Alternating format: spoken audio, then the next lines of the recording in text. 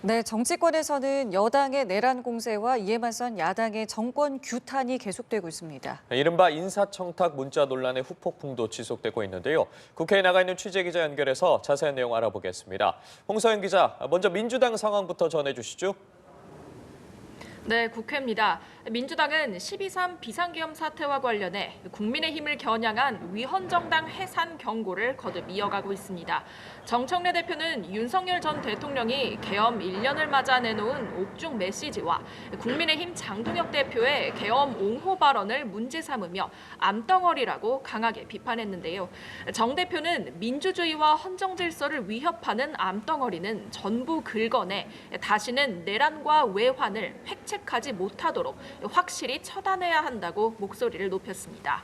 정 대표는 또 3대 특검이 종료되는 즉시 2차 종합특검으로 내란 잔재를 끝까지 파헤쳐 내란 티끌까지 법정에 세우겠다면서 끝날 때까지 끝나는 것이 아니라며 2차 특검 추진 의지도 강하게 확인했습니다.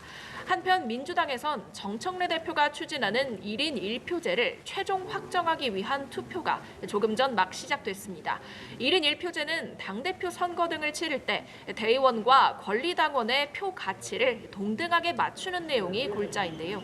당내에서 영남 등 당원 숫자가 적은 험지가 소외될 수 있다는 우려가 나오면서 전략지역 표에 일정 부분 가중치를 부여하는 내용이 추가됐습니다. 정 대표는 동네 동호회 회장을 뽑을 때도 모두 1인 1표를 행사한다며 당원 한 명 한 명의 뜻이 온전히 반영되도록 해야 한다며 거듭 설득에 나섰습니다. 정 대표의 연임을 위한 포석이라는 일각의 반발을 끌어안는 것이 여전한 숙제로 남았지만 별도의 의견 수렴 절차를 거친 만큼 개정안 자체는 무난한 통과가 예상됩니다. 네, 한편 국민의힘은 오늘 이재명 정부 국정평가 회의를 열었다고요. 그렇습니다. 통상 아침마다 개최하는 원내 대책회의 대신 이재명 정부 국정평가 회의를 연 건데요.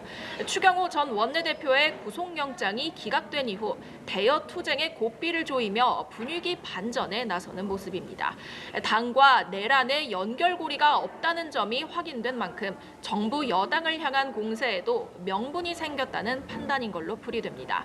장동혁 대표는 이재명 정권의 6개월을 한마디로 요약하면 약탈과 파괴라며 자유민주주의와 법치를 파괴하고 안보까지 무너뜨리고 있다고 강하게 규탄했습니다. 특히 친명무죄, 비명유죄는 일상이 됐다며 내란 청산 작업 중인 정부 여당을 강하게 비판했는데요. 민주당이 추진 중인 내란 전담재판부 설치와 법 왜곡죄 신설에 대해서도 눈에 거슬리는 판사들을 말살하려 하는 것이라고 지적했습니다. 국민의힘은 민주당 문진석 원내 운영수석 부대표와 김남국 대통령실 디지털 소통 비서관 간에 오갔던 인사청탁성 문자를 놓고도 공세 수위를 높였습니다. 송원석 원내대표는 문자에 등장했던 김현지 대통령실 부속실장에 대해 의문의 비선 실세라며 인사농단의 최정점에 서 있다고 비판했습니다. 국민의힘은 다음 주 월요일 6시간 동안 의원총회를 열고 정부 규탄 메시지를 쏟아낼 예정입니다. 지금까지 국회에서 연합뉴스TV 홍사연입니다.